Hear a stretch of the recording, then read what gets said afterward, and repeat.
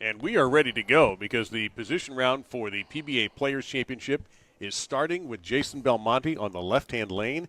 Dual patterns, 39 feet and 45 feet. And if you think I'm going to explain those patterns, oh no. I've got a man here to my immediate right. Hall of Famer Randy Peterson. I'm Dave Lamont. And Randy, you please tell everybody about the 45 and the 39 we have here today. Well, first of all, let me start by saying welcome back, my friend. Thank it's you, so buddy. good to be working with you again. Yes, it is. I agree. So, yeah, you have the long pattern on the left lane where you saw Belmonte just go Brooklyn. That's the 45-foot Dragon, 39 feet Chameleon on the right lane. And we're going to see a lot of urethane go down the lane, especially early on. And this is a very simple format. Knock down the most pins, and you're the number one seed. There is nothing complicated about it. We're going to have 3 games for all 5, and that is all there is to it. This is not a match play situation. This is not a step ladder. This is the 5 guys who will be on tomorrow's FS1 live show, and the order of finish will be determined here tonight. Sean Rash opens up on that left lane with a strike. We've got Arturo Quintero and Graham Fach yet to bowl. And Graham Fach can kind of sneak his way into this number one seed. He's the only left-hander, and he's basically bowling on his own pair of lanes in his basement. Yeah, and with some very funky shoes as well. And also joining us are the CEO and of 10 on the Deck Productions, which is what you're watching through the PBA. $2 Phil Brylow is here. Jeff Goodyear is here also. So this really does feel like a massive reunion. Yeah. And Phil, already with an immediate sideline report, perhaps about Quintero's shoes? Oh, not about Quintero's shoes, but about the use of urethane by Fach on both lanes. Oh, yes. He's bowling in his basement. Nobody's going to be on his line all night, so I talked to Dino Castillo, his rep from Ebonite, and they said, yeah, urethane on both lanes should work pretty well for Graham Fach tonight, and really no plan of moving him out of either ball anytime soon. He doesn't think he's going to get himself into trouble in just 3 short games. Looks like a black hammer on the right lane. He's probably throwing the purple hammer on the left lane. Correct. We got the band back together. Yep. Me, you, Phil, Googe. This is good. This is very good. Believe me, I couldn't wait to get here. I would have walked here if I had to. I would have walked across the Gulf. Well, if you'd have walked here, you wouldn't have to take those U-turns that you have to do here in Dallas. It's not much different than home with State Road 84. Number one seed will guarantee himself $60,000, Dave, and a shot at $100,000. I tell you what, Belmonte and to get here was so good. You know, you had to wonder what was he going to be like all that time away from the United States, in Australia. Well, you take a look at him, his physical appearance, he looks ready, and his bowling was almost impeccable. Yeah, he was as good as I'd ever seen. You know, you were expecting some ring rust, and there just wasn't any. He was amazing. He missed the pocket once in 4 games. You know, that errant shot that went Brooklyn, he never had less than a 9 count that whole night, and, yeah, he was brilliant. Yeah, the way the scoreboard is going to work, I saw this being tested. What's going to end up happening as we get deeper into the day or the evening and the scores start to add up, you're not going to see new scores go up there. It's just going to be a mass of total pins in that column over there to the right of the 10th frame. That's not going to be an issue at the moment, but as we go through the evening, it is going to be. So don't get confused by that. If you see some scores that may look a little funky, they'll catch up. Dave, I was told there would be no math. You know what? I'm not going to. Don't worry about it. Okay. Phil will take it. Phil is back. Phil's back. Well, it was something about math integrity earlier today, but that's a whole different story. I did drop that line on Barnes today. Math integrity? Yeah. He made a math. Of all people, you would not expect Chris Barnes to make a math mistake, and he did. And I said, well, your math integrity is a little off. That was the end of that. Yeah, he doesn't make too many mistakes. No. When he's not on the lanes. Sometimes on the lanes he can throw a turd in there every now and then. Well, they all do. Yeah. So Belmo on the right lane on the chameleon pattern, he's using the same ball he used on the show the other day, just a fresh 1,000 grit surface on it. And talking to Jim Callan, his ball rep, hey, it worked for all 4 games the other day. Why wouldn't it work for 3 today? So that's a game plan, Jason, using your reality on the dragon pattern on the left lane. That's the 45-footer. The 39-footer's on the right. So Graham Fach who opened up with a strike and actually has to shoot a spare here. Not expecting to see much of that.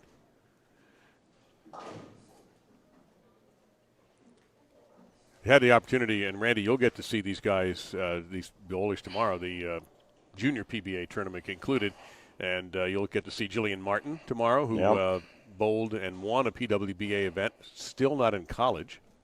She's really good. She is. And she's going to be very, very difficult to beat. She ran off and hit. And Eric Jones did the same thing on the boys division, and he made a show over the summer in Jonesboro, Arkansas. Finished fourth? Made a show. Wow. And he really blew this place away. Two-handed lefty again. He had his own thing because you had 9 two-handers, 1 right-hander who was one-handed, and boy, was he impressive. These youngsters are getting better and better at a younger age. A little scary. Belmo, there's 3 in a row. Speaking of a little scary. Yeah, I mean, that guy, he told us, hey, I'm rededicated. I missed the tour so bad. And, I contemplated for like just a minute, maybe I'll cut my tour schedule back. And then, I'm coming back. Bigger and better than ever. But, yeah, what he did, what was it, on Monday night? Oh, yeah. My goodness. Work of art. I mean, nobody pushed him. Yeah, first match was pretty close, but after that it was a slaughter. Sean Rash is playing out on that pattern. We haven't seen that throughout the entire event. Everybody's been playing inside between third and fourth arrow, and here's Rash playing out. It's crazy. Grandpa shooting another spare. Back to back. And 10 pins both times for Graham. Sean will just take his meds there. What time's the show tomorrow? I think it's like 7:30 Central, 8:30 Eastern. And plus, you'll also be recording the show with the youth bowlers. Yep. And in addition to that, the youth bowlers will get an opportunity to bowl with TJ and EJ Tackett for the guys, and for the ladies, Danielle McEwen, whose sister ended up finishing 6th and only missed the stepladder by 12 pins. And also a real legend in my mind, the great Liz Johnson. Oh, yeah. Part of that. So as good as anybody who's ever done it. Mm-hmm.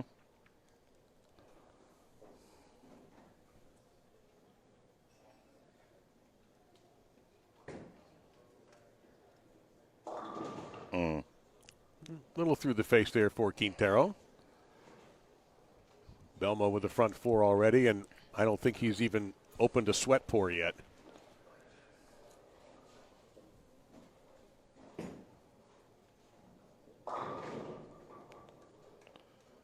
Nice trip on the 4 for Rash.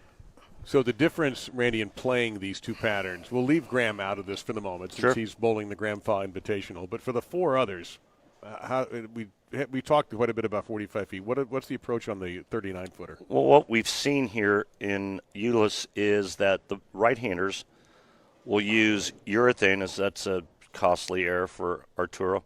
They'll use urethane for a few games on that right lane, pushing a little down towards the pins, and then all of a sudden they'll jump way in with reactive. Belmonte was the only one that never did that. He stayed with urethane the whole time on that lane. The left lane, you just got to keep it in front of you. It's 45 feet, so it's fairly slick. And there's a little room to the right and a little bit of hold, but you have to pure it off your hand.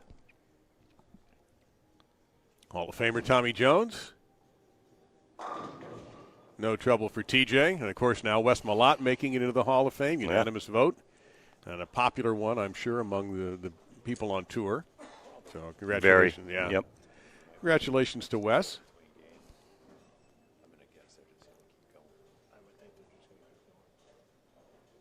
It was nice what Tom Clark did, too, on the video. Yeah.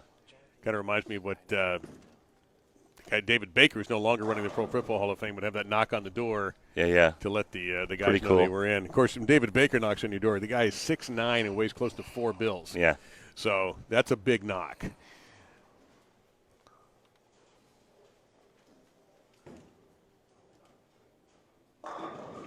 Wow. All right. Another 7-pin for Graham to shoot at. Fach can't get the corner out early. Jones has got a double, but it's all Belmo here, game 1. Bowling 3, and just add them up. That's all we have to do. There's nothing complicated about this, Nope. which makes us very happy. Takes the heat off. Yeah, exactly. No thinking.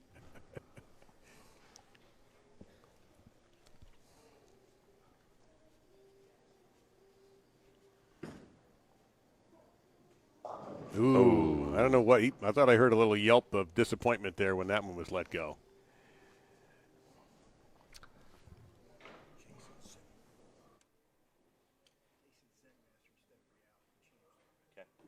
Thank you, Jim. So Fach has become an expert at 7-pin conversions after opening with a strike. He's had 3 consecutive.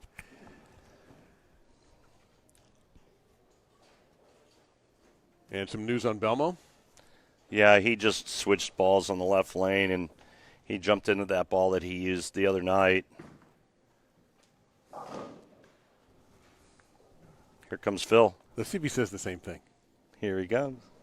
Well, I was just standing next to E.J. Tackett Oh, down okay. there watching the guys bowl, and when Tommy went high and he hollered, go, E.J. taps me on the shoulder. He goes, this is the first word these guys have said down here. He goes, it's tense right now. Well, that I've had that conversation. I've been here quite a bit today, and we've had these conversations as Belmo is left with goalposts there all of a sudden after ripping the first 4 racks he saw, that Sean's comments certainly irritated some people. He and a couple of the guys are not exactly going to go grab a carbonated beverage after this is over with. And there's natural tension anyway because these are all guys trying to fight for that. And you mentioned the $60,000 minimum if you're at the top of this ladder. Yeah, there's going to be tension. I get it. And then you got this guy right here who's trying to win his 14th major. 14th. Yeah. But, yes, it is not, they're not singing college fight songs down there at the moment. No. And nor will they.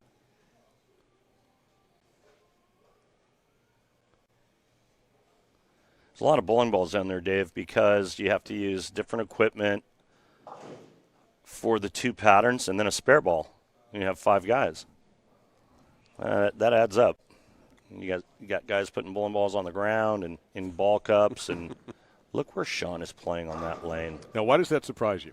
I haven't seen anybody play throughout this entire tournament in terms of television. Nobody's played there. Okay. I didn't even know that existed. Well, you're seeing ground broken this evening on the PBA Facebook page by Sean Rash. A new way to play this pattern. Yeah. Yeah, we haven't seen anyone out there. They're all in the 3rd and 4th era. If you look at all of the other guys, with the exception of Graham Fach. That's a sweet shot from Jason. So he's had 5 good ones and 1 that didn't work out, obviously. But well, what year was he making? One of these little comebacks. Remember a couple years he didn't win. Yeah, it was like after 2016 because he didn't win. Right.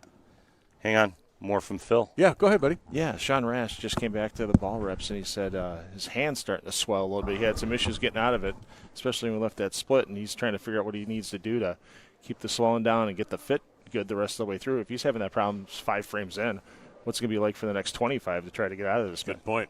Yeah. Phil, I would say less salt.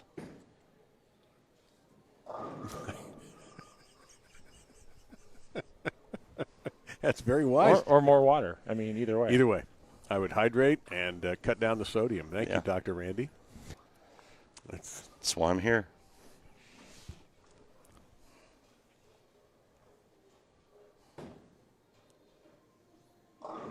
And TJ's had a little bit of a tough time getting a consistent touch on the strike ball. Yep. Going to look for him to make a ball change as soon as the patterns kind of quiet down, and he's going to go to that white ball that he used. I'm trying to think of the name of it. I think it's is it a White Widow? The one down Ghost there in or the lower. that's on a the spare. floor? That's a spare ball. Okay. Oh gosh, there's so many bowling balls. It's hard for me to keep track. I had Christus giving me the names of all the equipment last week. Quintero with a 3-bagger. Very nice for Arturo. Yeah, coming back after that missed spare.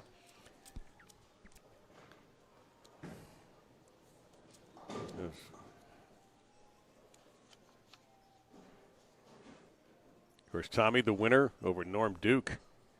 He had to bowl a two.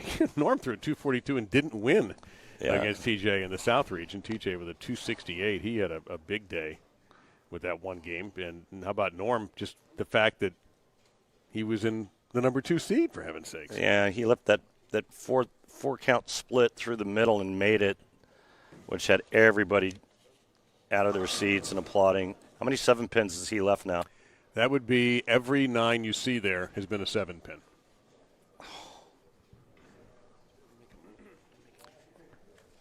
Graham, of course, the winner of the East Region stepladder. He beat Pat Dombrowski. Patrick was trying to run the ladder. Darn near did. Yep. But Fach was just too good in the East. Rolled a 259 to move on.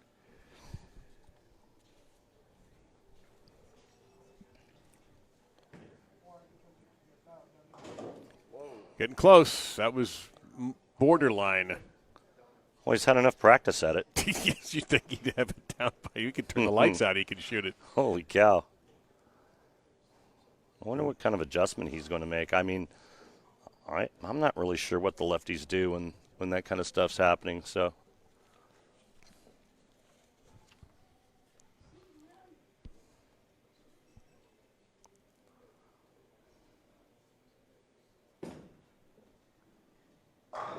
There you go, Tommy. All right, Belmont back on the left lane after the pocket 7-10.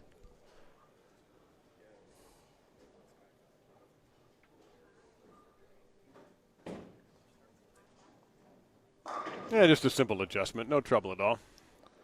And he just looks so good at the line, just nailing the dismount every shot. Simone Biles-like. Right? Looking to be his 26th overall title and 14th major should he triumph tomorrow. Yeah, how about more major victories than regular victories? It's pretty strong. 13 and 25? Yeah, 13 and 12, you're right.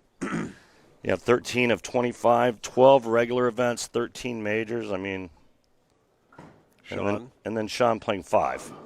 Yep, nope. Owner of 2 majors and 17 titles. Hang on, Phil's got something. Go for it, buddy. Yeah, so Graham Fach came back after his 5th straight 9 count, said to his ball rep, he goes, I got to work on really getting around it. So apparently he's made enough carry down where he's got to get around that spot and bring it back. But how do you do that with, how do you keep doing that with your thing? We just saw in that last shot, he got it around, it hooked early, and he almost 6-7'd. Yeah, I mean, Phil, this is a question that I always bring up, and I ask the lefties, Jacob Buttriff and the guys the lefties that use urethane, because during a tournament, you bowl one game on one pair of lanes, and then you move to another pair. And typically it's going to be pretty fresh, depending on how many left-handers are in the field. What happens when you camp out for 3 games on one pair of lanes using that urethane? Yeah. I'm asking. Yeah, and a lot of them don't know because they're either top C getting in the step ladders. You don't see lefties climbing the step ladder. No, Belmo threw the nose that time, leaving a challenging 3, 6, 7, 10. I don't think the urethane on the right lane for the righties is going to play as long as it did during the shows because there's just that much more traffic. You see that ball right there hooking early and going through the nose, leaving the 3, 6, 7, 10 for Belmonte. And Quintero, should he grab this one, this would be his first title. Speaking of grabbing. Let's see how aggressive Jason is.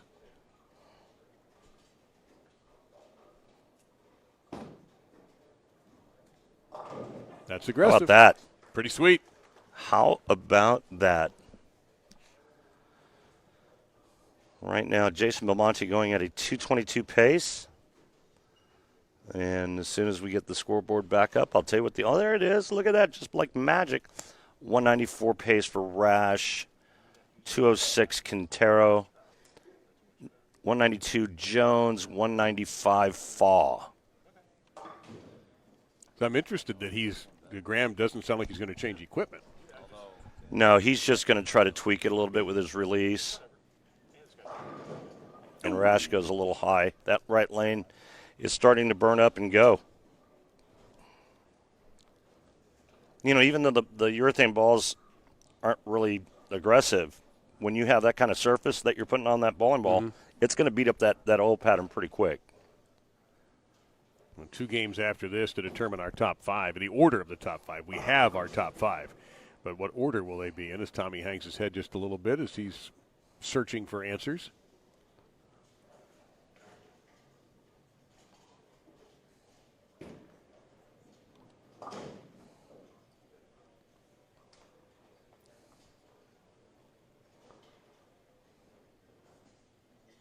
It's a very business-like atmosphere. There are no fans here.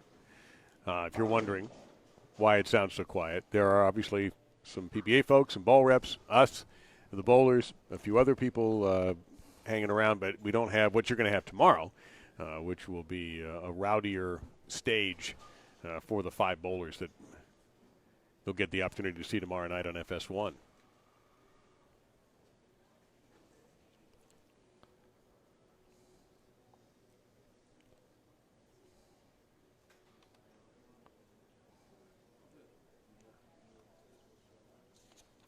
Quintero, the winner in the Southwest region, took down Dom Barrett. First Kyle Sherman, then Dom Barrett, and a strike for Arturo. Also in that region, you had Frankie Lavoie, and actually you had the Brad Miller, Kyle Sherman video superstar team there.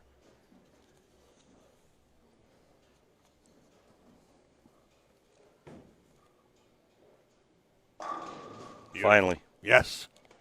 Wow. I think the person we heard applauding there might have been his ball rep. I think it was Dino Castillo. You can see him over there in the corner. In the gray there. Yeah.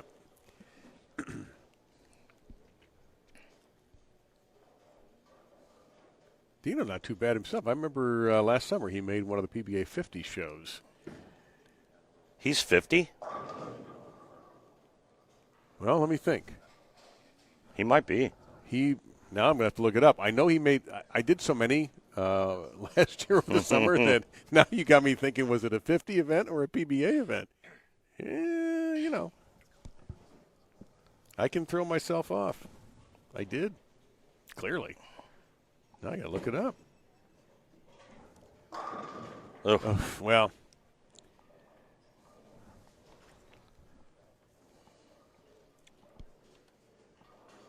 Yeah. 50. Wow. Right on the dot. I didn't know he was 50 yet. Yep. And he had a good run. He didn't win. I can't remember if that was a Tom Hess event when Tom got hot late. Tom just won everything. At one point, and I'm absolutely firm when I say this, he was the hottest bowler on the planet. Killed it. And then goes overseas and kills it over there. Yeah. What a season he had. And honestly, up until he got hot late, he had kind of been mucking about on the 50 tour. And it looked like Chris was going to take the Rookie of the Year because he won a title. And then all of a sudden, nobody could beat him.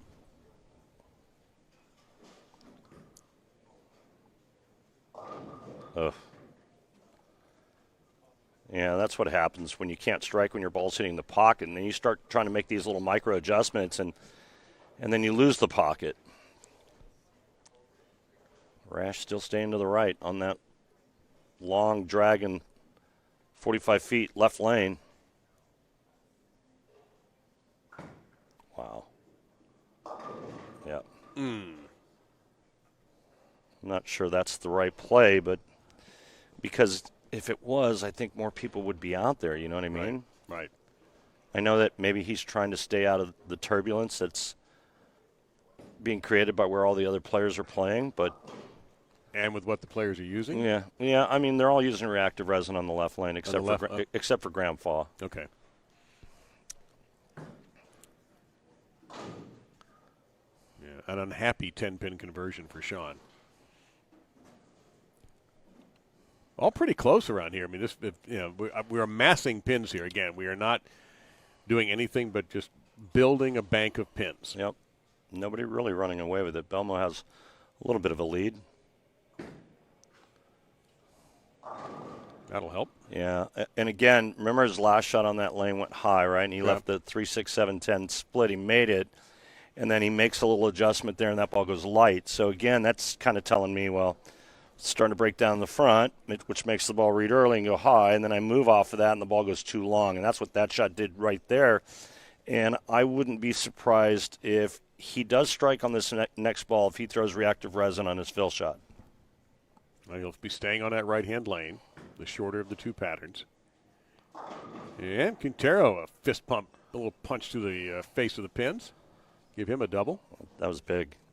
He can actually strike out and have the high game this first game here. Yeah, 236 possible. Yep. Yeah. Mm-hmm. That's going to be an interesting shot right here by Belmo.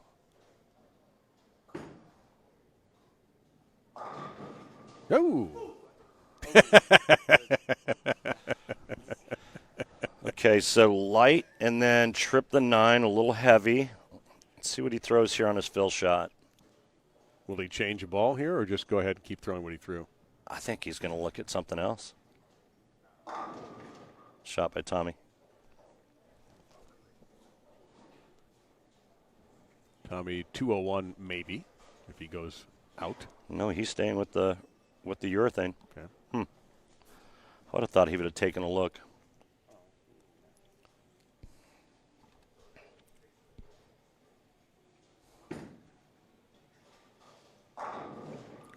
That would actually look like his best shot. Right, and see what I'm saying, though? It went light, then he goes a little high, trips the 9, and then he flushes and goes ring 10. So, again, I'm wondering how long he stays in that ball. Well, he's got a couple minutes to think about it. Still 230. Might be the best game, depending on what Quintero does. Tommy, at best, will do 191 to start. Phil. It's just funny down the set how the bowlers are just trying to make zero extra noise whenever things are going on. Somebody's in it, like they're going out of their way. Like Sean Rash was waiting to put his ball down in a ball cup for his spare ball, and he waited until Belmo had the ball out of his hand before he gently set it down and still didn't make any noise. It's just kind of everybody's kind of walking on eggshells right now. I think it's for multiple reasons. Well, part of it, honestly, Phil, and I mentioned this to Randy, is that it's just so darn quiet in here. Yeah. That it lends you to your inside voices and all of that other stuff. So you don't have the rowdiness or the noise of having an audience here, which you'll have tomorrow. And it's just, Belmo with the first real bit of emotion right there in the 10th frame. And maybe some of the other guys will start showing it, and we'll get a little gamesmanship out of it tonight. I'm hoping. I'm a fan, and I'm hoping for gamesmanship. 190 for TJ. Did you see what he did there? Yeah, I think he missed that. No, he moved right. Yeah. And tried to use line. Yeah. Yeah.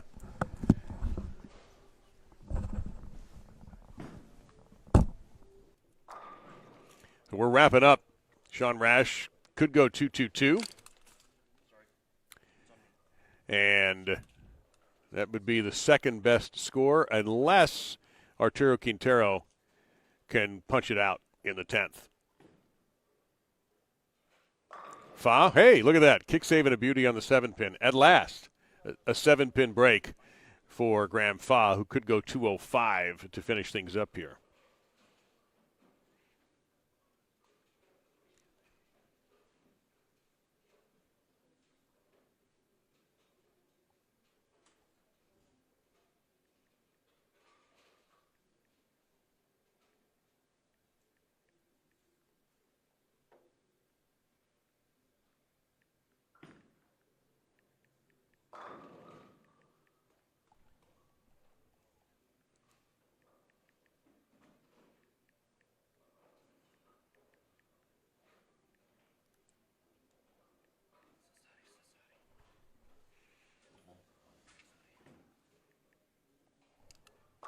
And Graham Fach seems to have figured it out. 3 strikes in the last 4 with a chance to go off the sheet here for 205. And you bring up a good point here, Randy, to write these down because they're going to change. And they're going to leave up the big scores. So, yeah, that's a good reminder.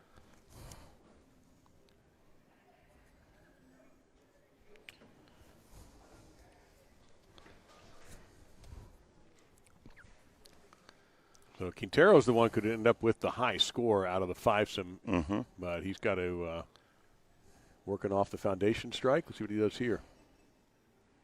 Big finish for Rash. Oh, wow. Oh. Come on, man. Come on, man. TJ 190. And he was just, he had the fishing lines up, but no bites. And Fach, through the face there, he'll fend a 202. So it looks like Belmo's in the clubhouse after one game with a lead, but only 8 pins better than Sean. And here's Phil. Yeah, Jason Belmonte comfortable on that right lane still with that black urethane. Left lane, though, he's going to make a change. He's going to go to a trend 2, which, according to Jim Callahan, is going to give him a little bit different shape getting in the pocket. Should help him with his carry on that left lane on the dragon pattern. I got a text from someone that said Norm Duke played right on the left lane, and that person is correct. And I think we kind of expected Norm to do that because of his lower rev rate, right? We saw everybody else playing in, and so Norm did play out. He was the only other player to do that, and we just watched Sean Rash bull 222 doing that. He had the one split on that lane, but other than that, pretty solid.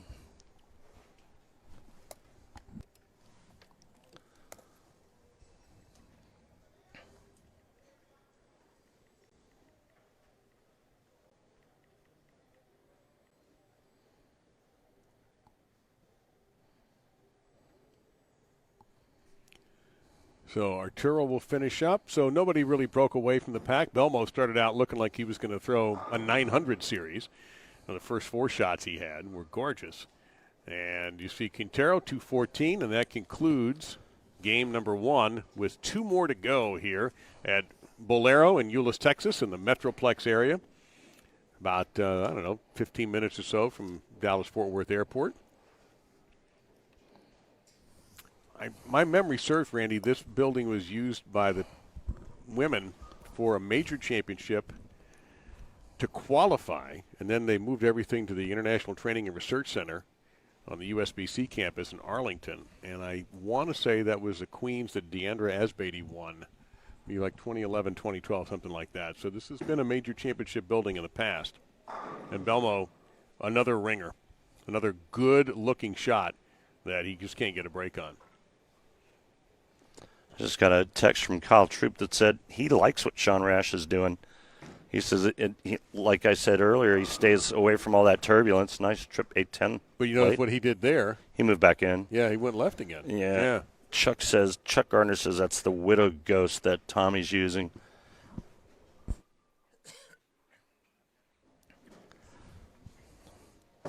And congrats to Chuck, by the way. His new gig at Brunswick, that he's been moved around a bit, and he's got a new opportunity there. And one of the most beloved guys in the sport, without question. And so I got to see him last week. It was great. Yeah, he's a good boy. He's such a good dude.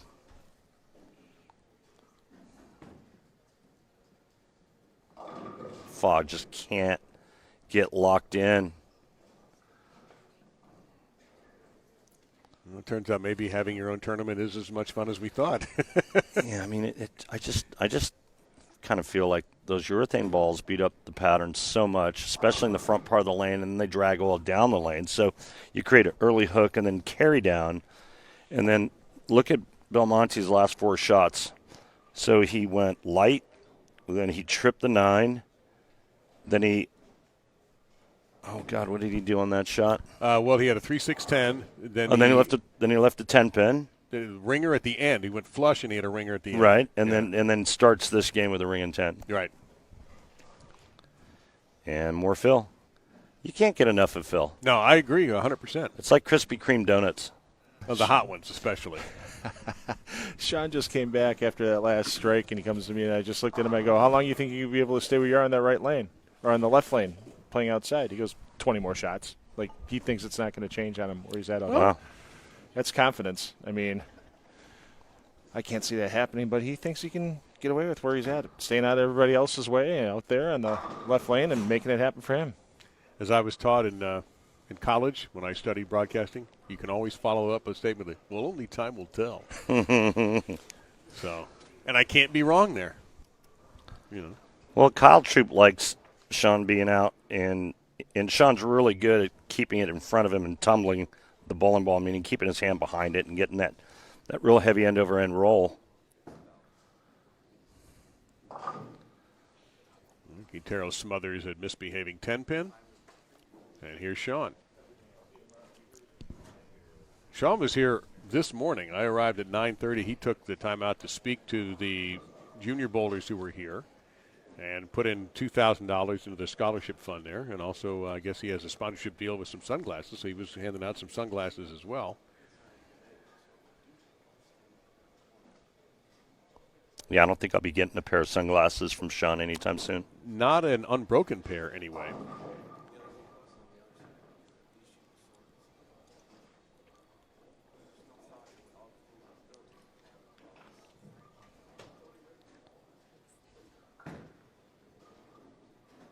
Well, say what you will, but it is right now, he's just zip-lining that ball in there. Yeah.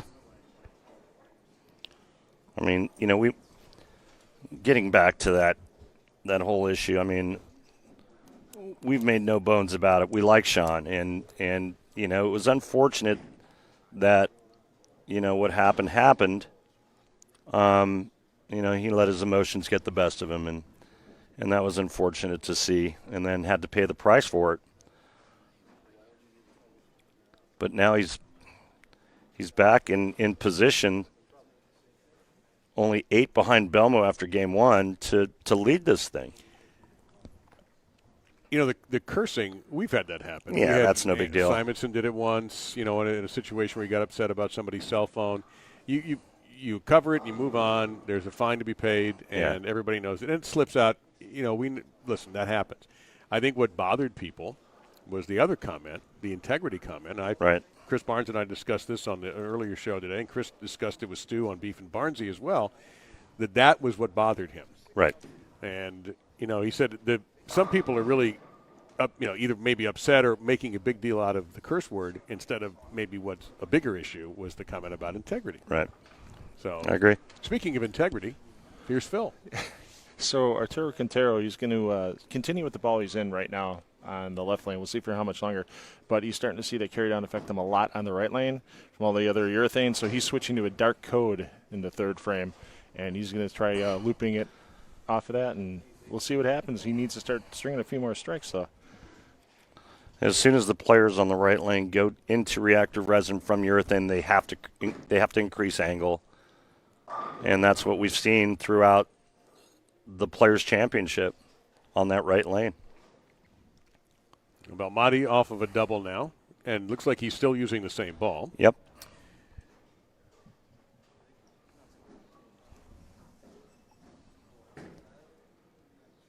TJ? Shot. Yep. One of his best-looking shots so far. Collab just paralyzed that 9-pin. And here's Sean off of a double.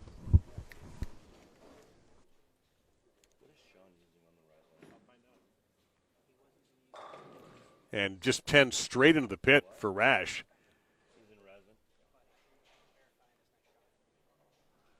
So whatever Sean is throwing on the right lane is working magnificently. He just absolutely jailed 10 pins. And, well, we're back to that for Graham. A ridiculous, crazy 7-pin.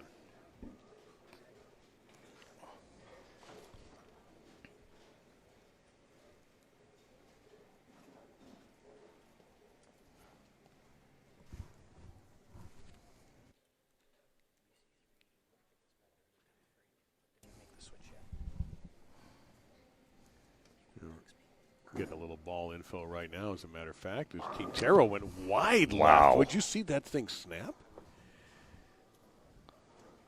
That was surprising. That's the first time we've seen a ball behave like that today.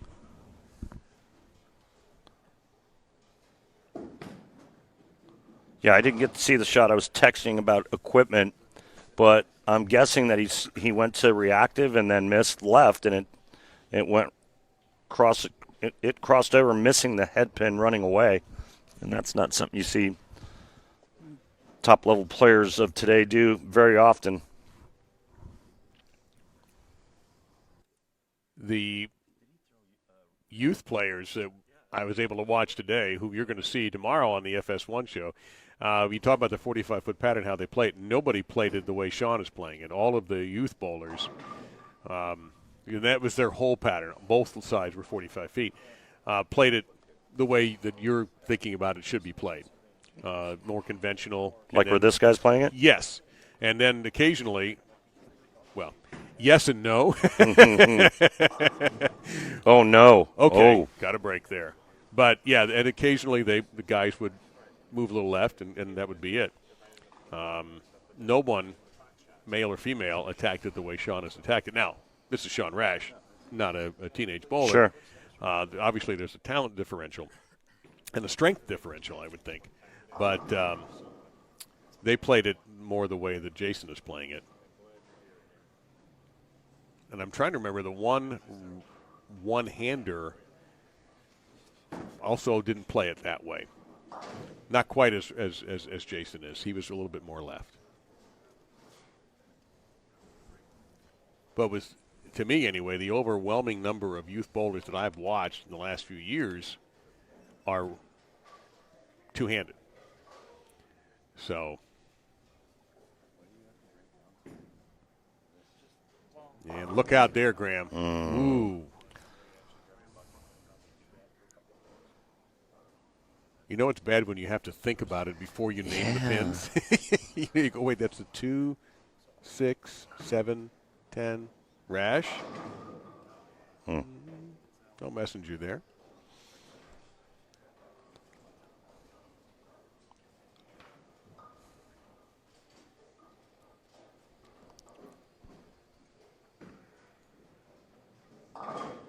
He went for it. That would have been spectacular if he converted that.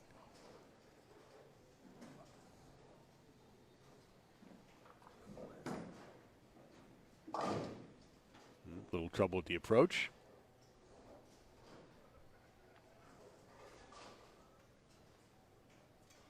Fast pace this evening. Talked with Stu Williams, and he thought it was going to be a long evening for us. But it is anything but that. Well, they know that I have a pizza coming later. Oh, okay. Well, that explains everything. Yeah. I got extra cheese on it. Good for you. Yeah. When I was much younger and could handle it, I used to get like triple cheese. What? I know. Never done triple cheese before. Again, I was in my 20s. I could burn it off a lot faster than I do now. Why don't you just order like a wheel of cheese? Yes. A big sweaty block of cheese, Jerry. Yes, that's exactly right. You ate a whole block of cheese? I'm impressed. I'm not even mad.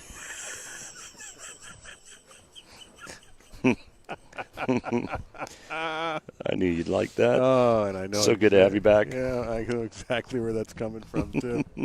I did a Caddyshack on the other side of the building, and they kind of looked at me like, don't hurt my feelings like that. I used to play that course. Yeah, Rolling Hills. Yeah, did you ever play there? Oh, yeah. God, that Yeah, it was a goat ranch. It didn't start that Great way. layout, terrible shape. Yeah. And then what's his name came in and bought it and turned it into Wayne Huizinga.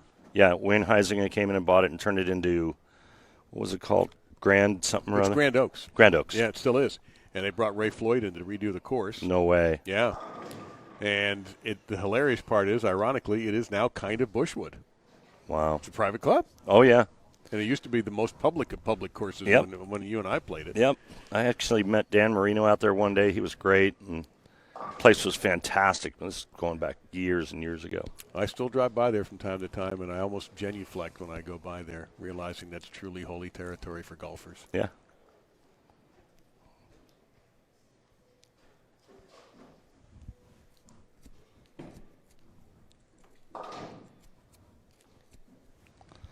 So if this were a fight, would you have a clear winner here? A lot of jabs being thrown. I don't see any haymakers yet. Nobody's just running away with this. But again, you have 5 players on 2 different patterns and a lot of traffic. And the lanes, they're going to change very quickly.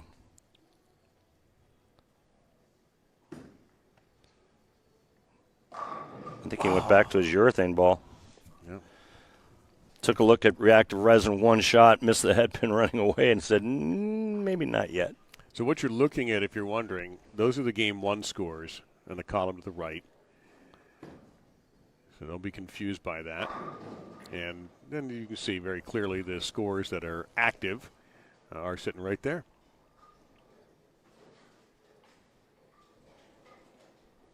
Speaking of boxing, and I'll get back to bowling in a second, I found a tremendous series called The Kings. Mm-hmm. about the guy Duran, Leonard, Hagler, Hearns in the 70s. Oh, wow. It was on Showtime. If you liked boxing from that era, which I did, it's really well done. Duran, I said Duran. Yeah. That's when I was a boxing fan. Yeah, same here. I was a big Hagler fan especially. Yeah. And, so look into that if you can. Marvin Hagler was a monster. Mm-hmm.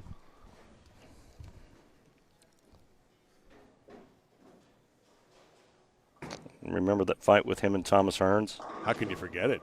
Remember having to go to a theater to watch it because it wasn't live. Wide World of Sports, like many other fights, and that first round, which is the greatest round in boxing history, I'm sitting in a theater and people are giving the movie screen a standing ovation. Yeah. It was that good. Yep. Yeah, that's.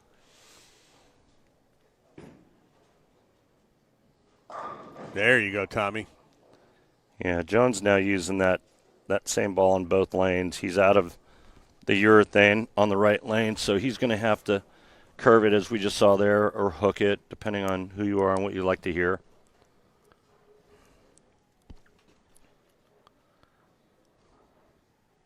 But again, I mean, nobody really running away with it, right? No, it is still close. Belmonte in the 2-0s, Rash in the 2 teens, Quintero 195, Tommy Jones 209, and Fach 184.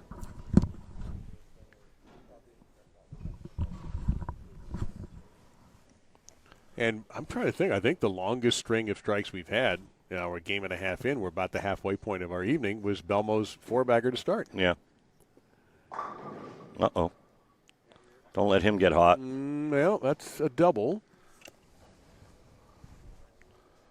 Graham, one of those unique players, has one title. It's a major. So if he gets a second title, he'll be batting 1,000. Yeah, and his major was this event. Yeah. Sir, yes, sir, Mr. Brylow. Yeah, Belmo came back from that shot, looked at his ball reps, and he goes, I thought it was good. Instantly went into his bag, so you'll see Belmo throwing a new ball when he steps up in the 8th frame on that left lane. Looks like it was an RST X2, so they're going for a little bit of a different shape, apparently. He's still in the urethane on the right lane, though, Phil. Yep. So you think that's just for the left lane only? Left lane only, okay. Yeah. He was we'll definitely thought he threw it really good in the left lane, and the ball didn't react the way he thought it was going to. That one did.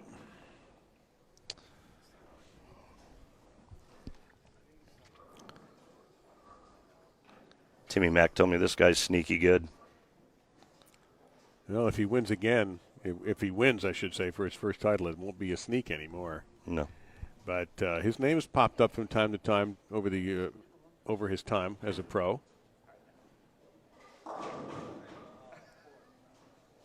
And Timmy ought to know.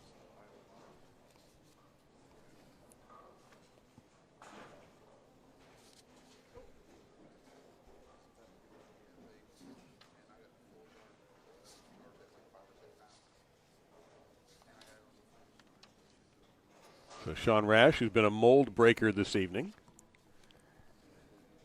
with his approach on the 45-foot pattern, and throws a strong ball on 39 feet with a little mini fist pump. So he's got 5 strikes and 7 frames in this game. Don't count that dude out yet. Nope. A lot of titles, a lot of experience.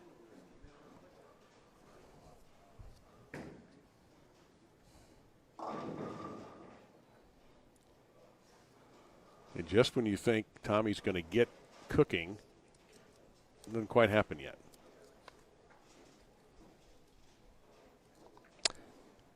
We saw Kyle Troop in our opening show for the Players Championship last week, and he told me that the key to playing these 2 patterns was consistent ball speed on both lanes. And I think that was very prophetic because you really think about it, it's hard enough to play different angles. You know, you're playing one lane much straighter through the front part of the lane. Okay. The other lane, you're kind of opening your angles. But think about doing that and then having to throw it at different speeds, and that just kind of compounds things. Oh, Tommy. That's for a pro, that's a rare mistake on that shot. So I thought Kyle made a great point in that, you know, my key was to try to keep my ball speed consistent on both lanes. Well, Kyle was in the East region and got beat 177-171 by Patrick Dombrowski, who also took out Bill O'Neill, and then Brandon Runk before Graham Fach stepped up in the number 1 spot and just overwhelmed Dombrowski. Uh-oh. 3 in a row. Yeah, you saw this. He's going to have to strike a lot. He's has that open frame in the 4th, and now he's got a 3-bagger, so it puts him back in the 2-0s. But Rash in the 220s right now, and he's got a comfortable lead through 7 frames of the second game.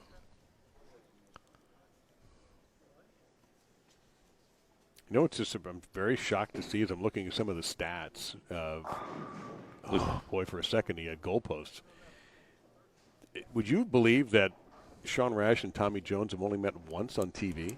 No, that sounds... 2013 PBA Tournament of Champions, and Sean won that one. I'm being told Belmo's changing balls on this left lane, Dave. So he's going to something different. Oh, he moved out. Holy cow, they're all moving to the right. Okay. That's why they're down there bowling, and I'm up here talking with you. Well, he missed. A little wide. And had a little facial reaction like, well, that's not what I expected.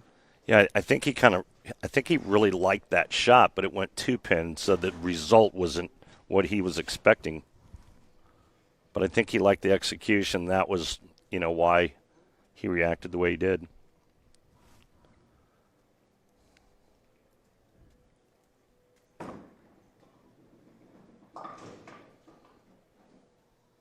Well, we'll see if he goes back to that ball when he comes back up in the 10th, because that's the lane he'll finish on. Mm-hmm.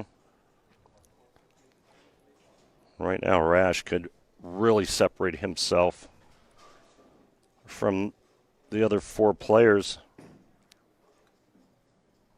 4 in a row for Fach. And let's not forget about him yet. You saw he had a 202 in the first game.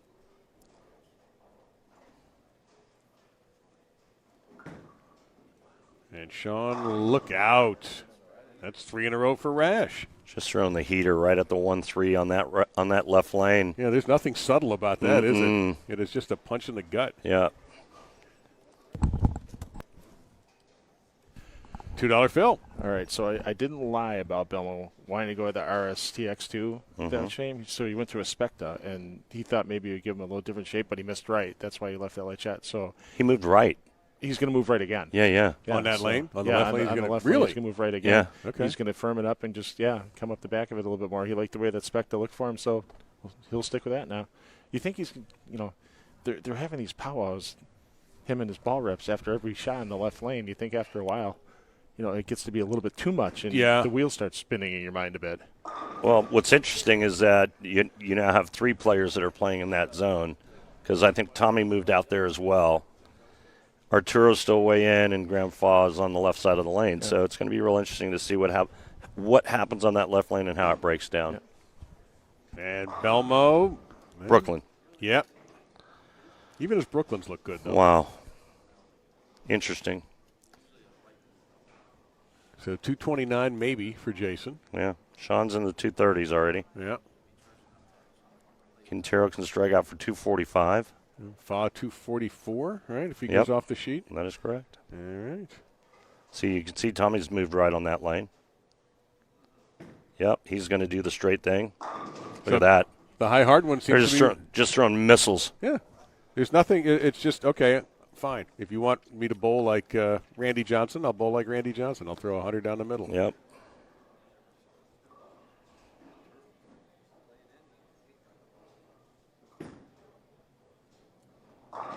Rash is like he's throwing hard, period.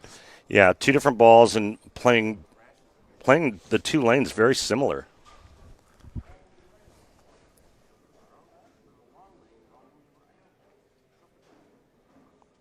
Now Fach looking for 5 in a row.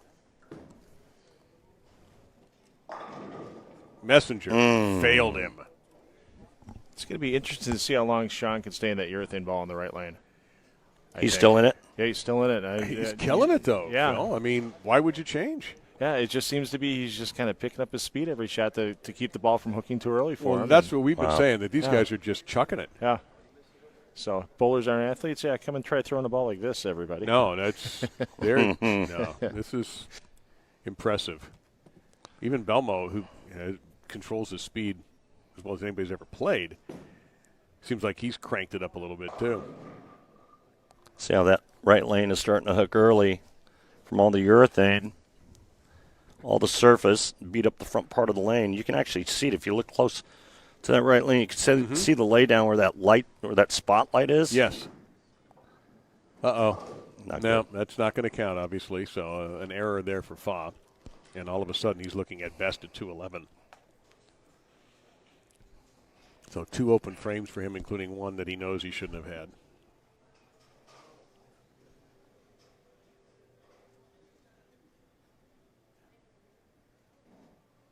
Belmonte getting up on the left lane, has not struck on that lane since the second frame of this game. Uh-oh. Oh, wow. What happened there? Big whiff. Second miss spare for Arturo.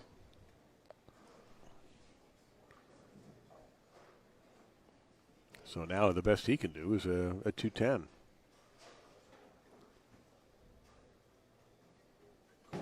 Yep, he's moved right as well. And he's chucking it. Just, to play that line, you got to really amp the speed up to hold it on line.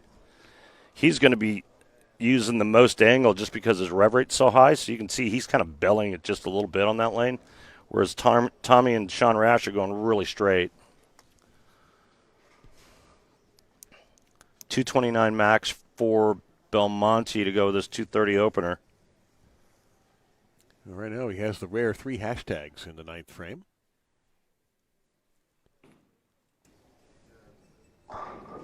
Oh, man. Can't catch a break.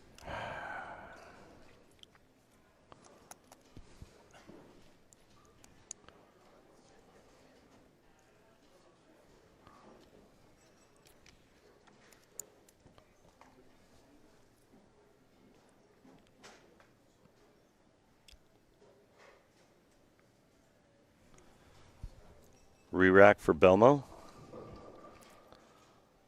Big shot coming up.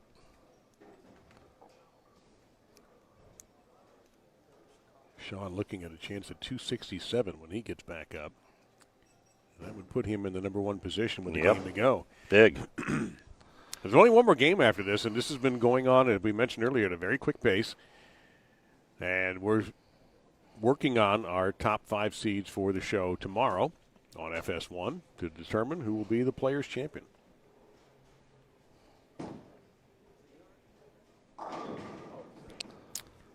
He looked down the foul line as if it had done something to him. Talk about posting your shot. Yeah, he really liked that one. That's why he didn't move. He was frozen in time at the foul line. Wanted to soak it all in. Oh, my. Good catch. Tommy's going to look at a different ball in that lane.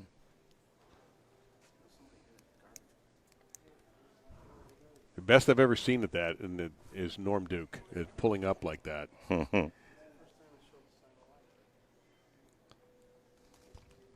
That's when, like, Tiger would swing and pull up. And yeah. How did his lower back not just separate from his legs?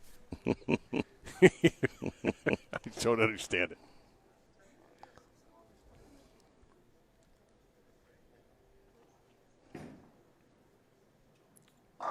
Ooh, flush for Tommy. Nice shot.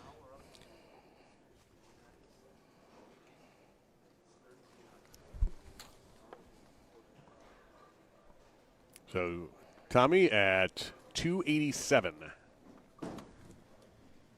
387. I know what you meant. Thank you. 29 for Belmo. He's at 459. And right now, Sean Rash can lap him. Ooh. That's not good. Boy, a rough finish for Fach, who had that 4 in a row, and we were starting to jump on the bandwagon, and he kicked us off. Single pin miss. And now a split. Sean, look out.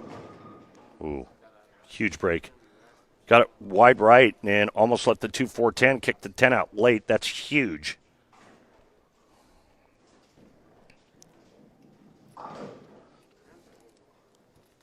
So it's that 190 for Graham. So 392.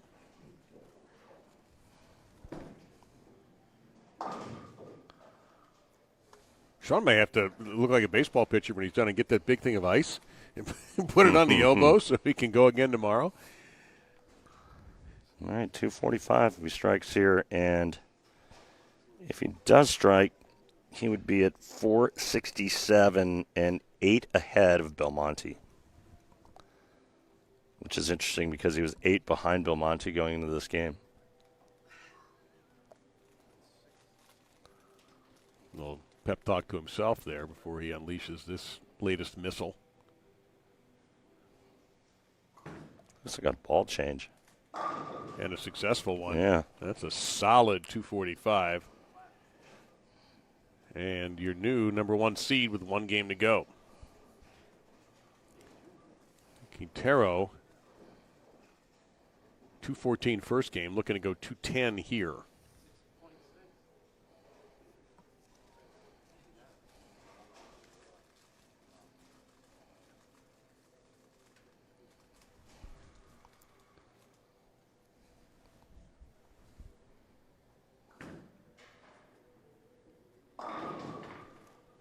That's 1. As it stands right now, you've got Sean Rash in the lead at 467 through 2, followed by Jason Belmonte at 459. Graham Fach at 392 is 75 back, and Tommy Jones at 387 is 80 back.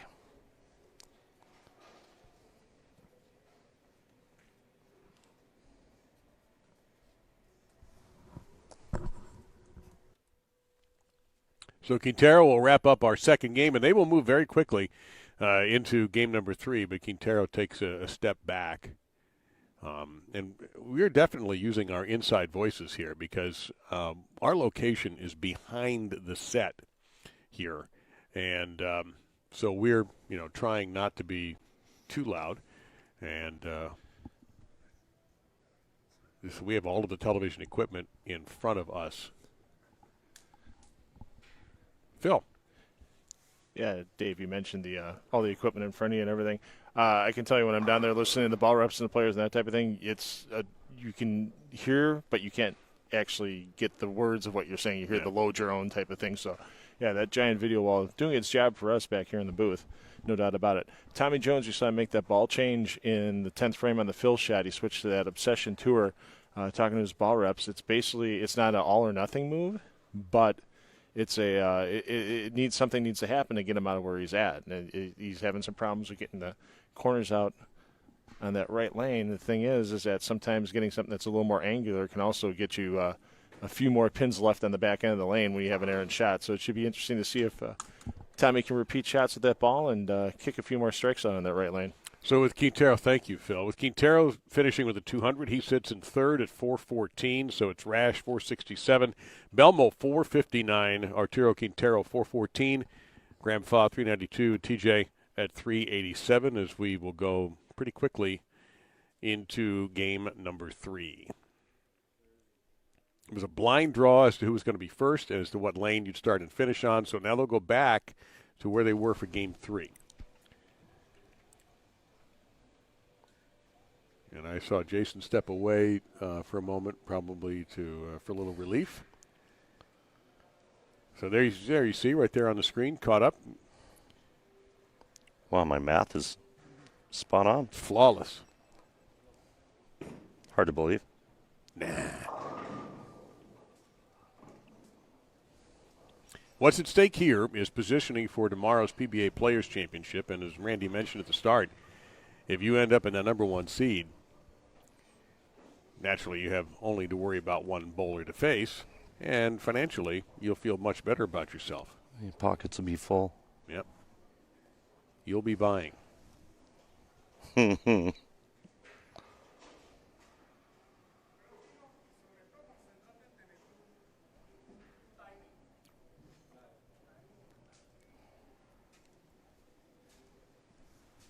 So this looks like the ball that he was using already on this left lane, correct? Yeah. That same one? Okay. Yeah, TJ switched to an Obsession Tour Pearl on the right lane, and this is a Spectre for Jason Belmonte. Like the James Bond villain Spectre? Yeah, Nice. exactly the same. I knew it. Wow. Dang. That was violent. Okay.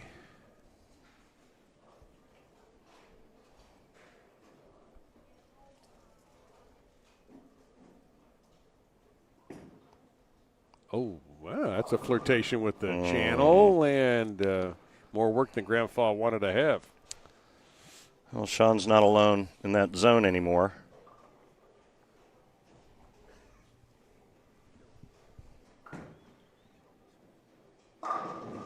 Shot.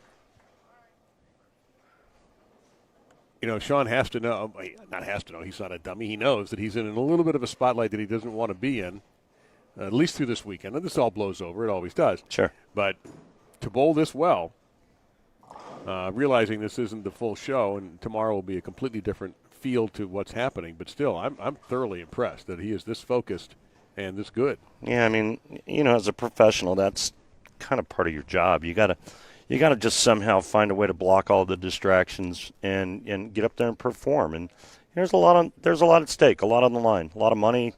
Obviously, it's a major title.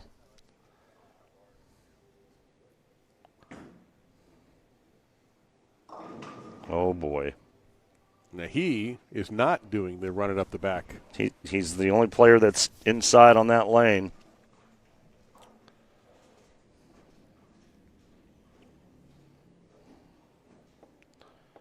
It looks like Belmonte's still in the urethane on that right lane.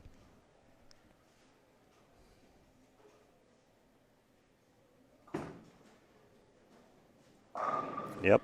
Why quibble? He's the only one that's kind of vocal right now, too, don't you think? Yep, he is. Sean, I think one time he's had maybe an occasional fit, but otherwise it's been very businesslike. And I really do believe that it just, because of the environment in here, being as quiet as it is, it kind of makes you quiet. Yeah. You don't want to stick out. You know, there's just a few folks here. Otherwise, the place is, it's basically a private party. Crickets. But that will be different tomorrow with fans, fortunately, back in the building. I think he's no, it checked up on him. Much like one of your wedges, it checked up. The only time I check a wedge is when I hit it fat.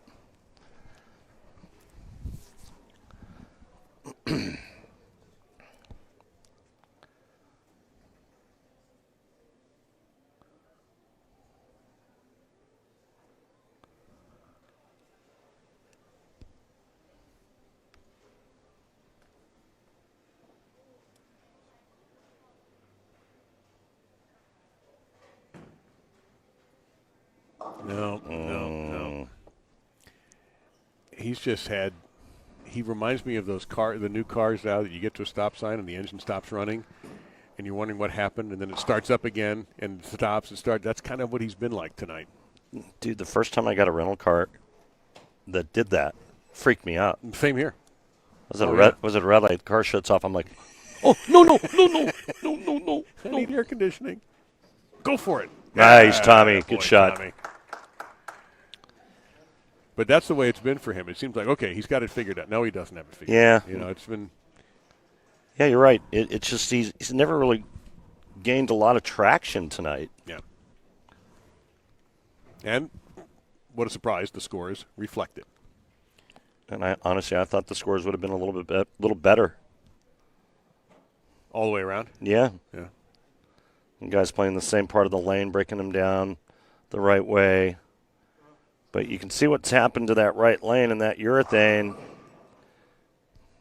And then there's that. Well, Quintero threw what looked like a very solid ball. So.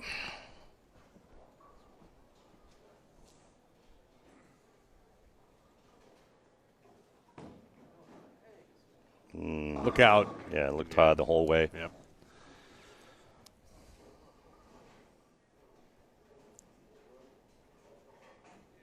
So Belmonte and Rash in a bit of a duel for the number one position.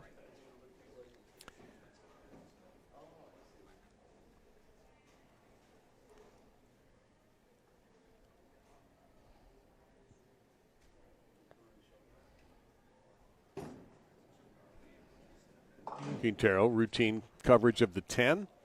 And you've got Graham here with try to polish off a 6-10. He hasn't been striking quite as much as we thought.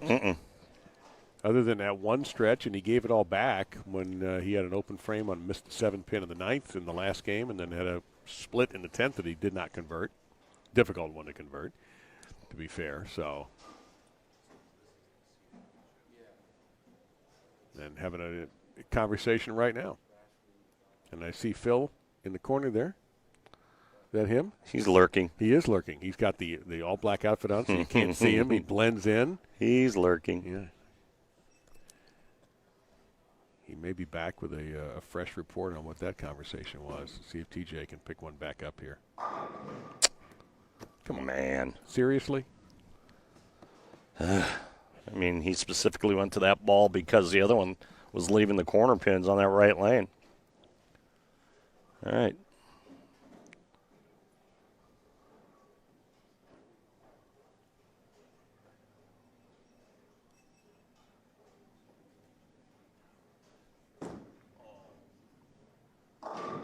He may be going into that guy mode.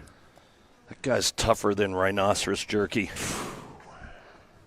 Man, that would be pretty tough. That would be pretty tough. That's good. I like that one. Thank you. I like that. Thank you. Feel free to use it. Yeah.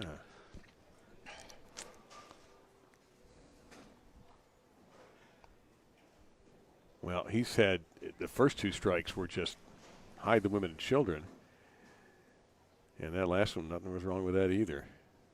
Rash has to respond here. Yeah. Pinch inside. Is this where Belmonte separates himself?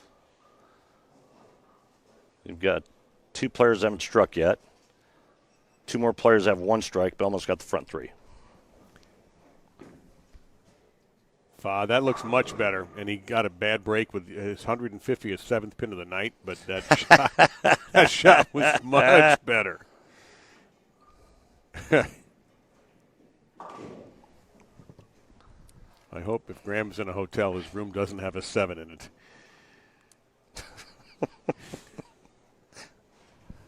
Remember the days of the outside rooms? All too well. Parked your car right in front of your front door. Nothing. I always ask to never put me on a first floor. Like a not a traditional, but a smaller hotel. Don't put me. I don't want to feel like the guy is pulling into my bedroom with his car. Can't stand that.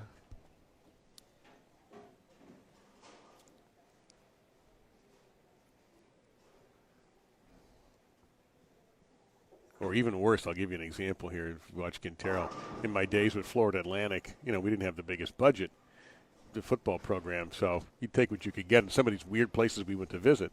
I forgot where we went to stay at a hotel that was going out of business. And that's always good. That was one of those that had an inside and an outside. Okay, yeah. So all the important people got the inside rooms. I got the outside rooms. That'd let me know where I was on that totem pole. Oh, my. Well, he struck every way possible now. Yeah. Pure fury. That time, shaken, not stirred. Yep. And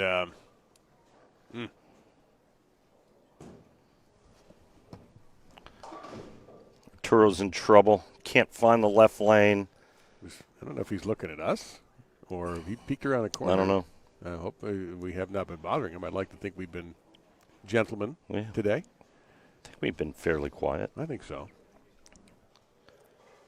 But he did peek around the corner. Maybe something else. Sean, been steady, but at the moment, Belmo has become spectacular. Mm-hmm.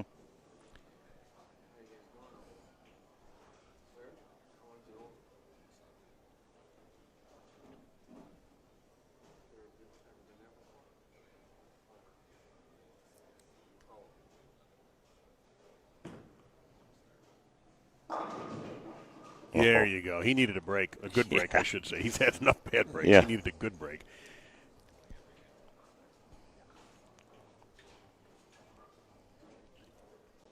So you have Sean and Tommy going really straight on that left lane.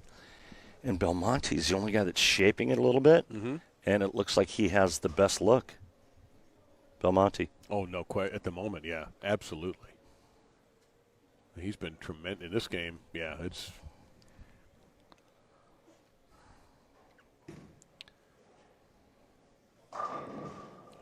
He's looking for a good break, too. And he's looking for oxygen right now. You know, it's just a couple of days ago where Belmonte was a 4 seed, and now we're just about half a game away from him possibly leading this. And high again for Fach, who was unable to find anything tonight. Had one good stretch, and that was it. Yeah, I mean, which is real surprising. I thought that he'd be a troublemaker. Well, it was all set for him. Yeah. We talked, the joke about having his own tournament, and just didn't work out. And Quintero, not quite working out for him. Tommy's been inconsistent. Really, it's been Rash and Belmo have been the two best. And at the moment, Jason hasn't quite gotten it by the throat, but he's reaching for it. Mm-hmm. Definitely the leader through 4 frames. And Fach may be playing his way into that first match. The issue is, who's it going to be against? Quintero strikeless through 4. Tommy's got 2 out of 4, but was down by, 27? 27. Yeah. But, it'll be interesting to see what TJ does here. He hasn't had many doubles this evening.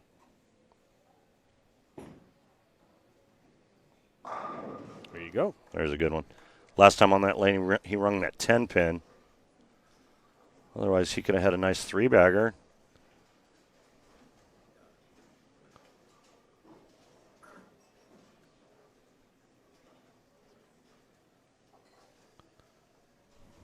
Re-rack. Now this guy. I'm not sure he's missed on this lane since he left that 2-pin last game. I don't have any score sheets in front of me, but no, you're right. It doesn't seem like he's missed on this lane. Remember you saying it had been a while since he'd struck on that lane, and ever since you said that, he started striking.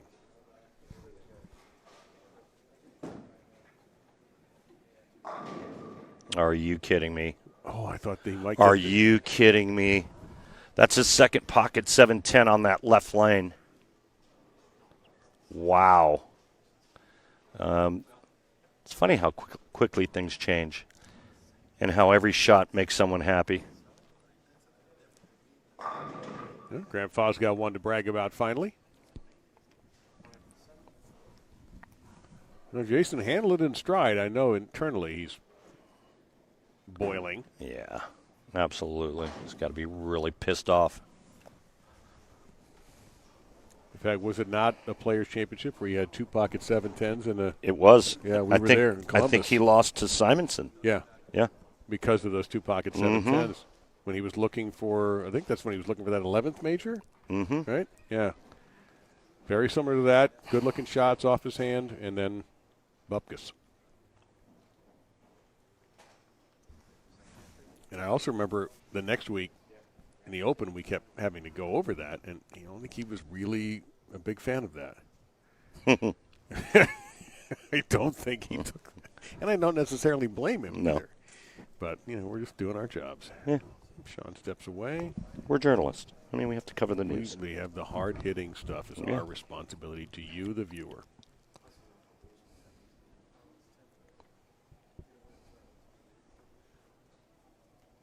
I have a degree in this, for heaven's sakes. That's usually the reaction I get from most people. Where did you get your degree? UM. The U. You went to the U? I went to the U. University of Miami, wow. I did, yeah. Oh. Come on. Yeah, I got my degree from the California Penal. I don't know if you've heard of that school. I've not been there. That's funny. I never call any games there. I wonder why. They have a football team? Kind of. We're having trouble getting jerseys. Were you guys in the longest yard? Is that what the first one, the good one, not the second one.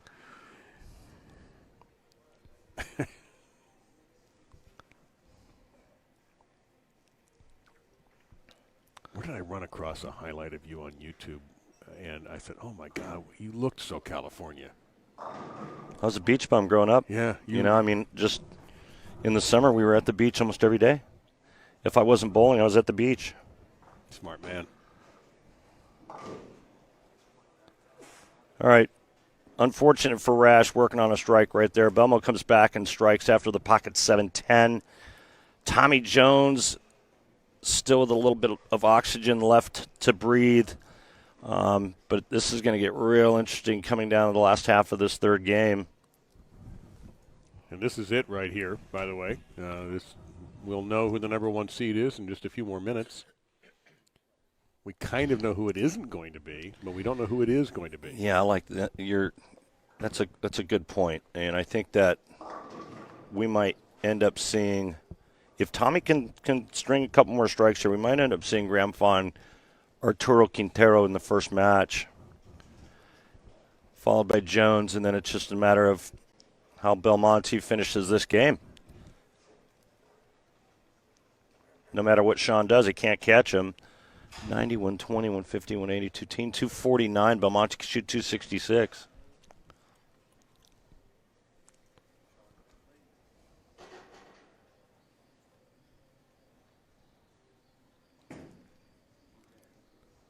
No trouble there for Arturo, but no strikes through 5.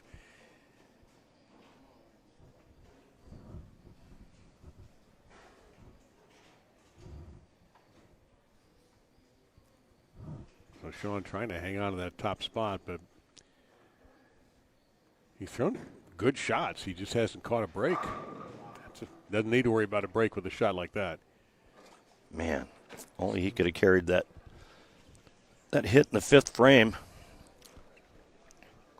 It's rather large. Well, what is he? He's 17 back in the game. So, but he's 8 up in total. 8 up in total, so he still has that. So Yep. This is almost like a football game with the point spreads now. Or over-under totals. Big shot here by TJ. Oh, yeah. I believe that's his first 3-bagger tonight. Might be. And as Randy mentioned, we don't have our score sheets here, but I'm pretty sure that he has not done 3 in a row.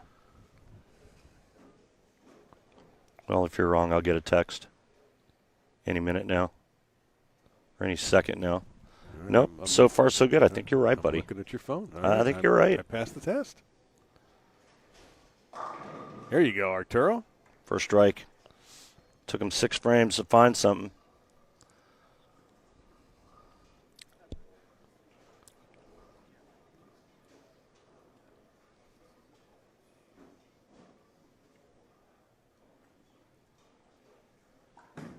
Oh, just got a text. I think that's a Groupon.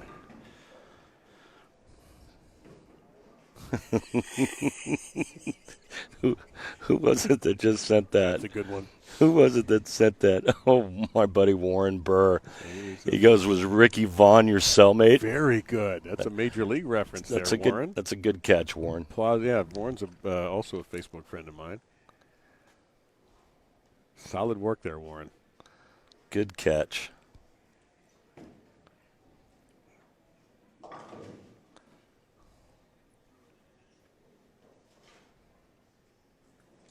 What's going to be interesting to me, Randy, is when everybody packs up and leaves, what their individual takeaways are going to be. For Fon Quintero, you start out on an equal footing with these guys, and you struggle near the end to throw strikes. I mean, do you walk out of here?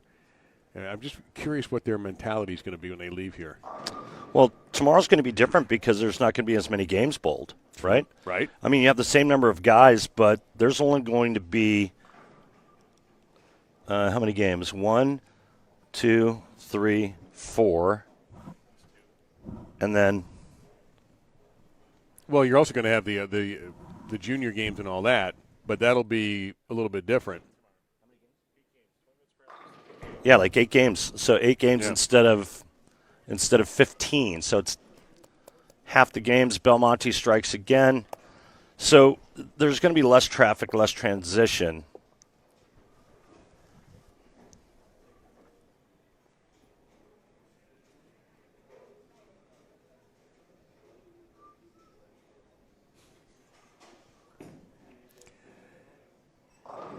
And Fach overwhelms the pins that time with a pretty strike.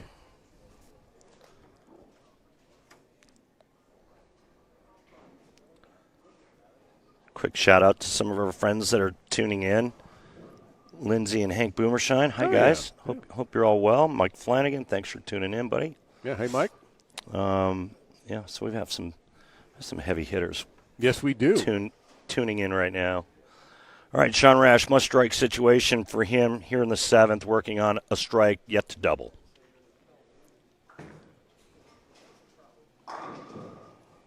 And he does now. Yeah, big shot. So he won't leave Belmo alone. You're getting a text from friends. I've got some dog and cat pictures from my wife. So if you'd like to look at them playing, we could do that later maybe. So Nothing like a good cat collage. Hold on there. Yeah, it's not over yet. No. 245. If he spares the 7-pin, Rash can still shoot 249.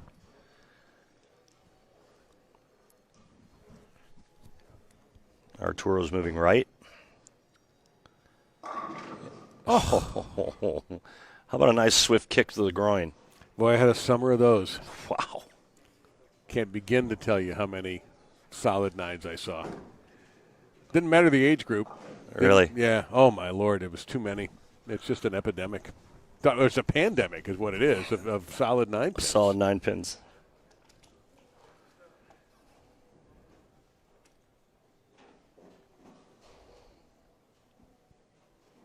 And you never have one where you go, oh, that didn't hurt him. Yeah. Yeah, that didn't matter in the match. They Yeah. always matter. Mm-hmm. I mean, he makes the move, throws a great shot, and then gets 9 for it, and it's a solid 9. And so it's just kind of insult to injury, right? A big shot for Rash now. He strikes here. Things are going to get real interesting in the 9th and 10th frame. And Tommy's making a charge to grab third place. Yep. Which it looks more and more like he's going to do. So he can sit out the first game and both practice and spy. He's 5 back of Fach, 27 back of Arturo.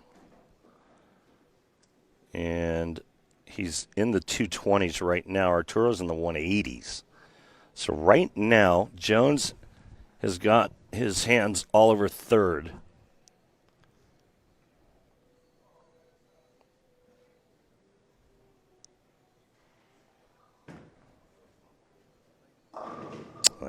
Look really fast. I've got a sleeper back there, too. Yep.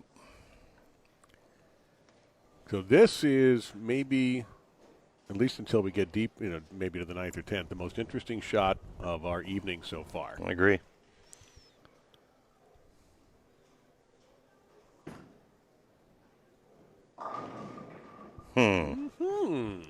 Okay. Mr. Rash, want some? Get some.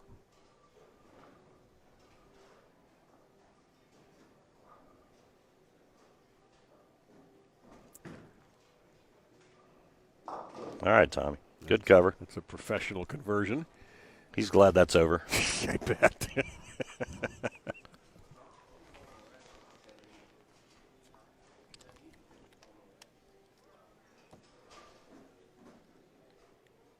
That's the same relief when you finally get done with a hygienist. It's over. I can get out of the chair.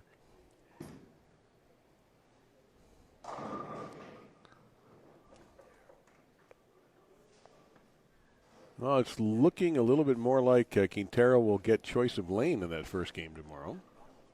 Yeah.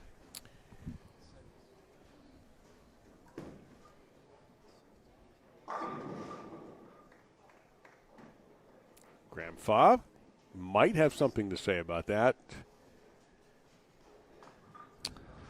Strike, 9 spared for Sean Rash, and he will shut out Jason Belmonte.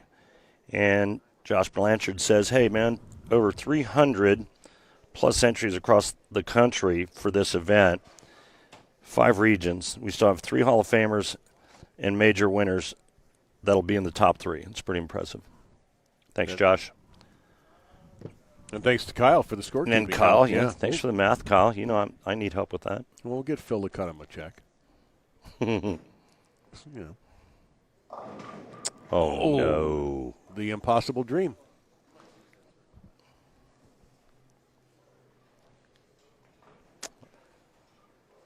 Both Quintero and Fach still have a shot at that third spot. Now they do. All right, Belmo, to put a little heat on Rash. Two. Oh. How big is that ninth frame looking for Sean Rash now?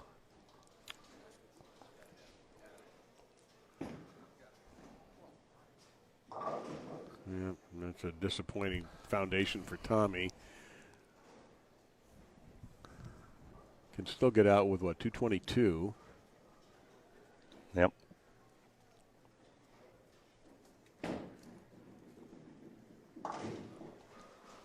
All right, 234 possible for Belmonte. Right now, Rash is going at 219, and he has an 8-pin advantage, which would put him 3 ahead of Belmonte right now. Oof. Oh, Graham. Massive flirtation, and he has the lefty's impossible dream. Yeah. And it looks like Graham is going to be in that 5 spot, depending on what Arturo does. Big shot here for Rash. Look at that. No survivors. Just steps up and packs it. That's a fastball down the middle for strike 2. Man.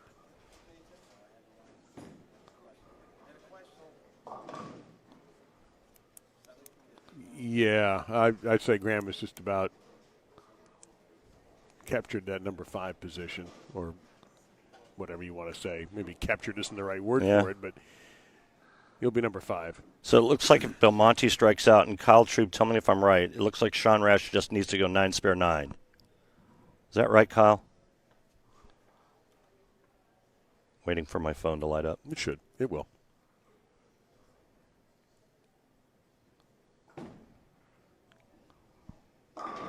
Ooh, that's a good-looking shot from Quintero.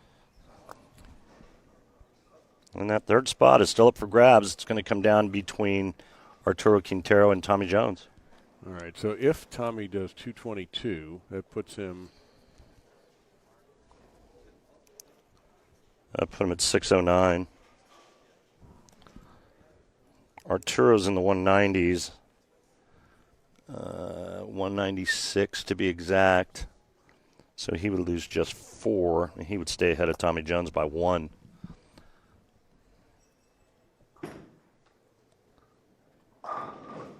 Indeed.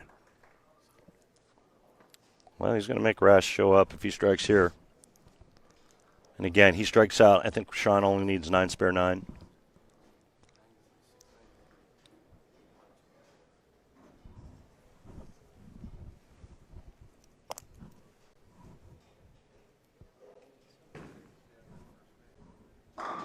Oh, got a late 8, but it went.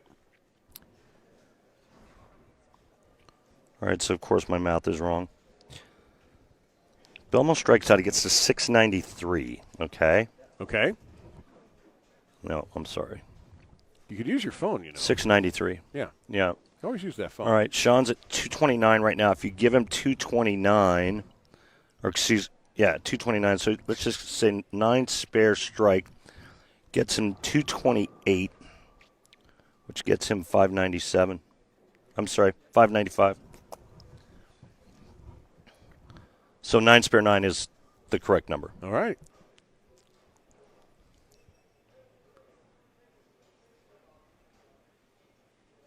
Third place is an intriguing little battle, too. Ooh.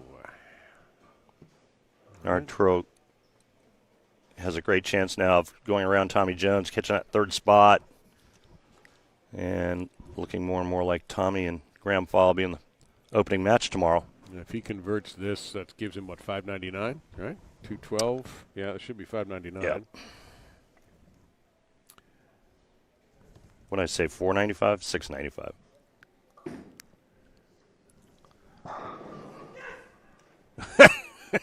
case you're wondering how much this matters, there's your answer. Well, the leader is guaranteed $60,000.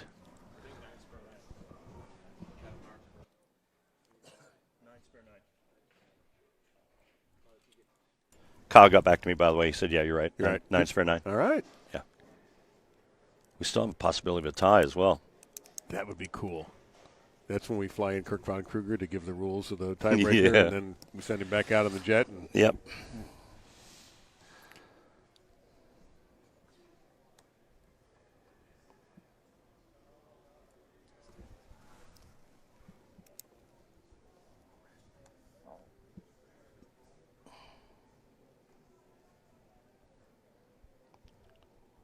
$5.99 for Tommy Jones.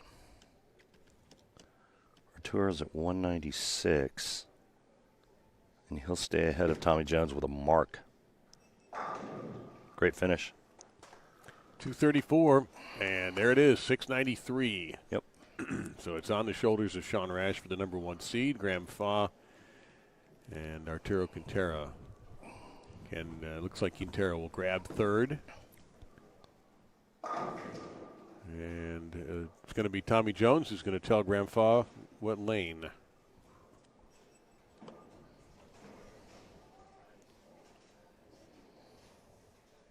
And either you or I will be starting on.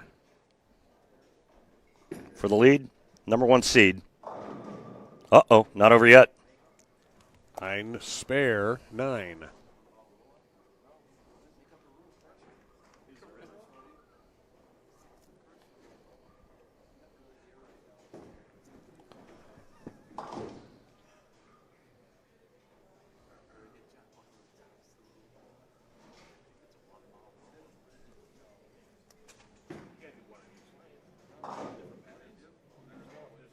The big discussion going on behind us now is if we have that tie, how do you break it? Right. When you have 2 patterns.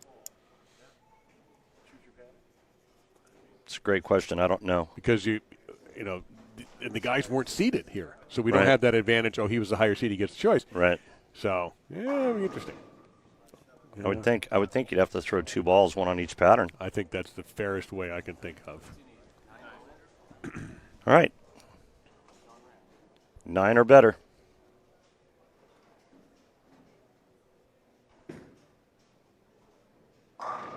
That's better.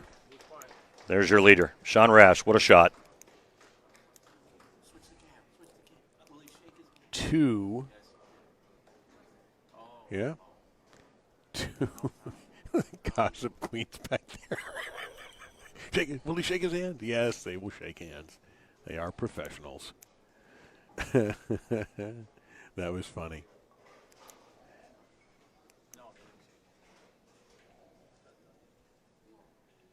So I think, right, Arturo, this should have nailed down third, or are we about a shot away from figuring that out? Well, he's in the 190s right now. I think 180, 184, 16.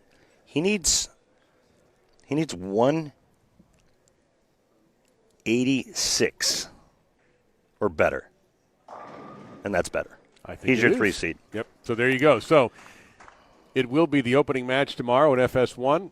It will be Tommy Jones versus Graham Fach. The winner will take on Arturo Quintero. The winner of that will take on Jason Belmonte. Will be trying for a 14th major championship.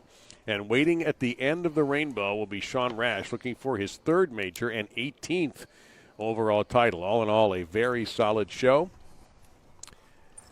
And it should be a ton of fun, in addition to a show you'll be able to see on Sunday that will be recorded Saturday with the PBA juniors that moved on today and getting a chance to play doubles with E.J. Tackett and Tommy Jones for the guys. And on the ladies' side, you'll have the great Liz Johnson and Danielle McEwen, a major champion as well. So it's going to be a blast. Speaking of a blast, my boy. Yes. How much fun was that? There was. We need to figure out a way to do this again. I'm telling you, man, make it happen. You too. Maybe between the two of us. You got way more juice. I don't think so. Make it happen, my friend. That was awesome. And and always great to be back with Jeff Goodger and obviously $2 Phil. Well, this is Phil a $2 Bryla. Phil production. Yeah. This is 10 on the deck that produced this for the PBA, both the junior show today and this seating show on the Facebook page. Thank you for watching. We are so grateful, and for the comments, especially the nice ones. We're even more grateful for those. So I believe, Phil, as our business has been conducted, we are good to go. Well, as they say, for the boys. It's a wrap. Thank you all very, very much. Have a great show tomorrow, Thanks, my friend. buddy. And we will see you down the road again. So that's going to wrap it up for Randy and for Jeff and for Phil. I'm Dave Lamont. Thank you for watching. Your top seed tomorrow will be Sean Rash.